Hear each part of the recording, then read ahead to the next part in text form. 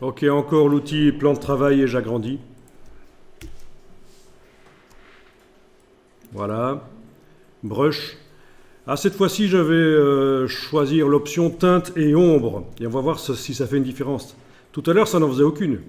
Mais maintenant qu'on a une brush avec différentes intensités de gris, ça devrait faire une différence. Teinte et ombre. Voilà. Alors, avec le rose, là. Ben oui. Les parties les plus sombres restent sombres. Les parties les plus sombres de la brush restent sombres, vous voyez.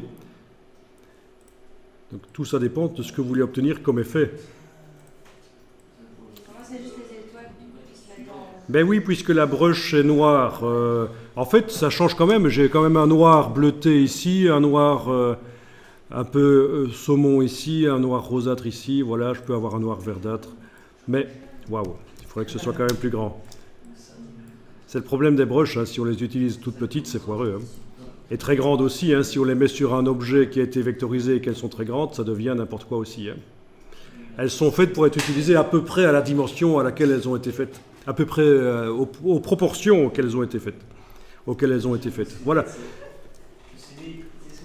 Donc ça ouvre des perspectives quand même pour faire des choses bien.